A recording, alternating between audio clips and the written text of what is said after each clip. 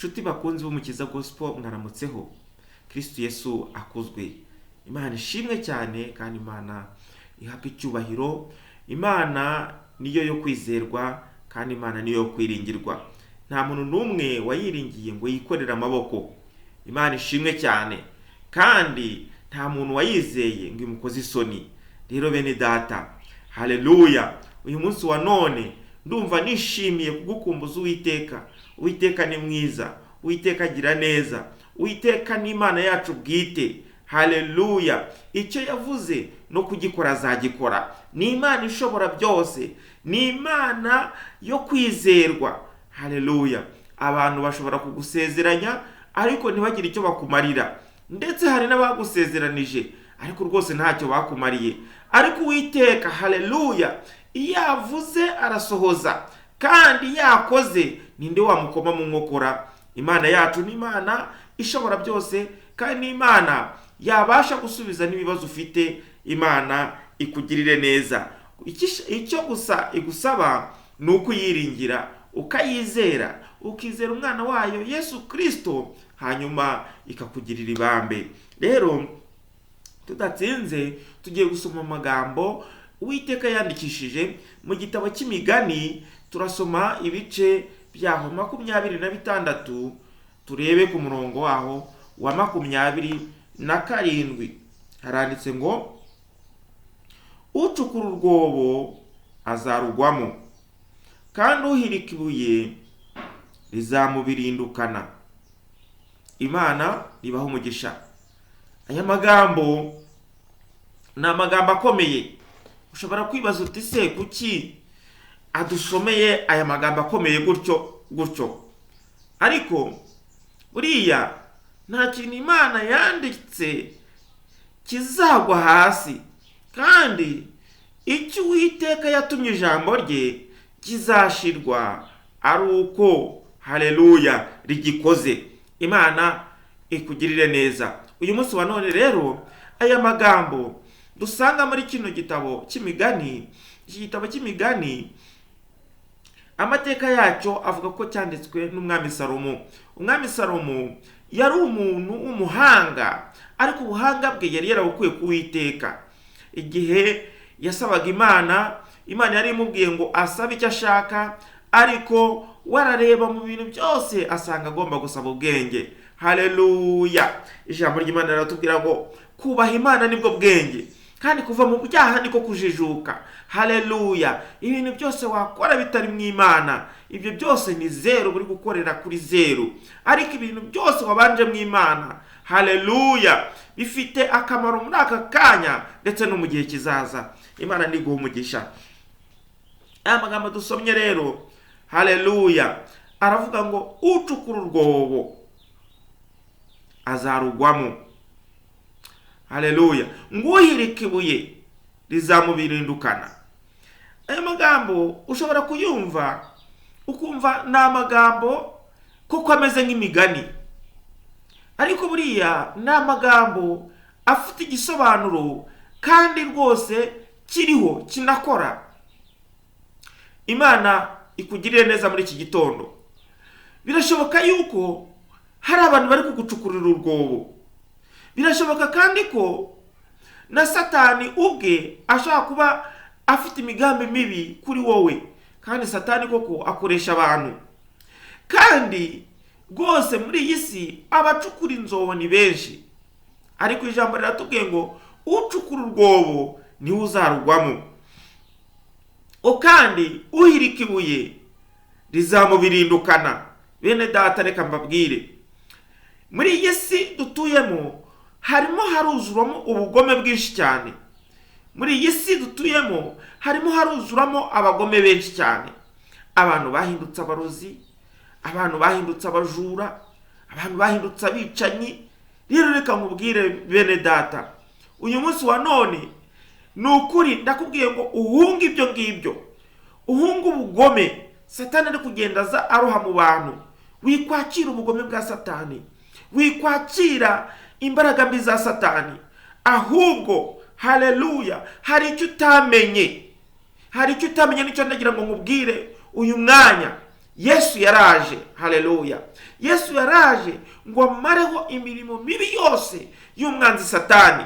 Satani cyamuzanye ni ukwica no kubeshya no kurimbura. Mwene data, Satani arabanza akagushuka, hanyuma yamara kugushuka akakubwira ngo cira mugenzi wawe urwobo, hanyuma azarugwemo. Nubigenza gutya azagwa mu rwobo, ntazarwikuramo. Satani aragushutse, urabikoze, ariko ijambo ry'Imana rivuga ngo ibyo urabikora nka kwihorera, ukibwira ko muhanye nawe, ariko igihe kiraje byose bizagaruka ku gatwe kawe. Mwene data, uyu mwanya wa none, haleluya, nagira ngo twongere tuganire, twongere twiyibutse, twiyibutse Imana yacu, haleluya. Imana ni Imana igira neza, ni Imana yuzuye gukiranuka, ni Imana y'imbabazi. Mwene data, nimuze twigana Imana, haleluya. Ijambo riratubwiye ngo ucukura urwobo niwe uzarugwamo. Reka nkubwire bene data, inzobo murimo muracukura, mucukurira bagenzi banyu, reka mbabwire ni mwebwe muzazigwamo. Reka nkubwire naho utarugwamo none ahangaha, reka nkubwire mu gihe kizaza uzarugwamo. Uzabona ko ibyo byose wakoze wicukuriraga imva, Imana ikugirira neza.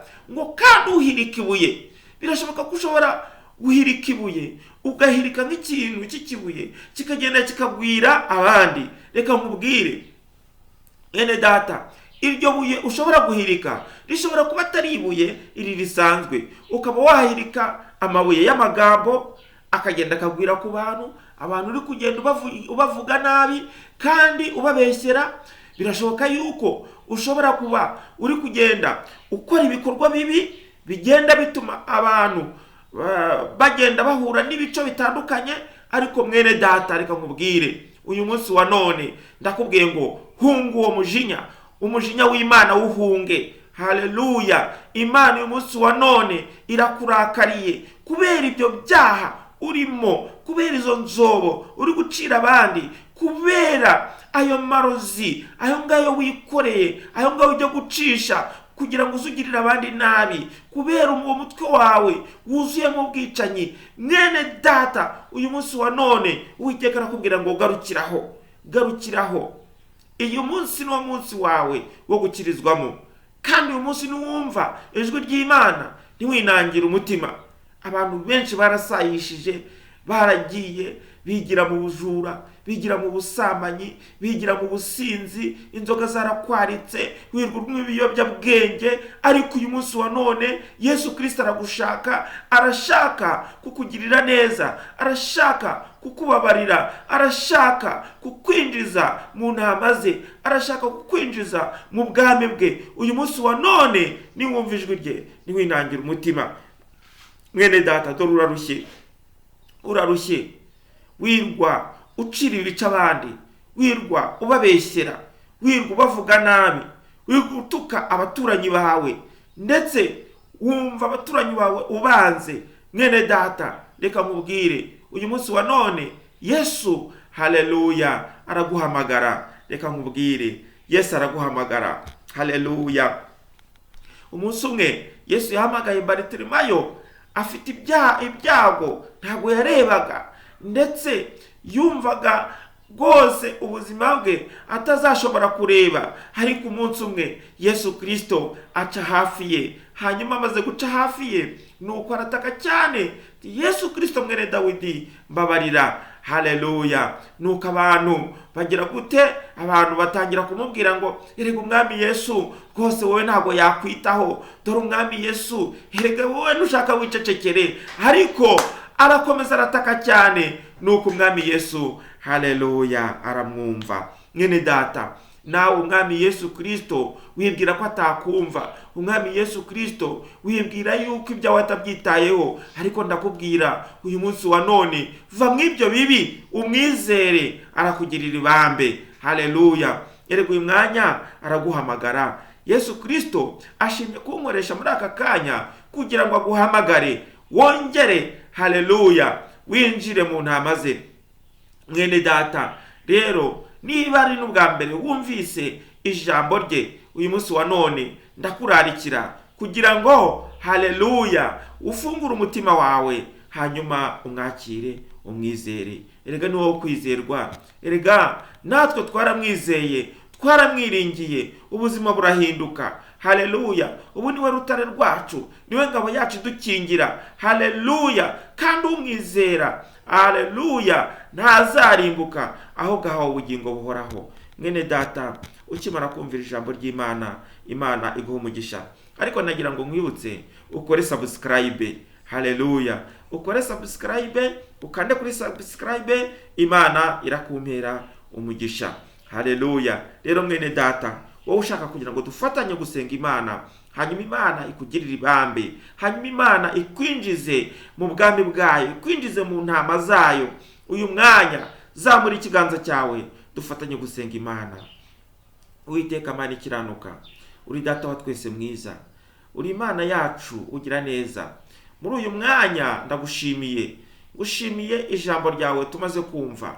Uwiteka Mana ishobora byose, uyu muntu wumvise buno butumwa akumva yifuje kuguhindukirira, akakwizera, yewe Yesu Kristo mwana w'Imana, numwakire mu ntama zawe, numukureho ibyaha n'ibicumuro, numubabarire, numukure mu gitabo cy'abarimbuka, umwandike mu gitabo cy'ubugingo. Uwiteka Mana ishobora byose, umugirire neza, umuhaze byiza, imigisha ituruka iwawe mu ijuru imusesekareho.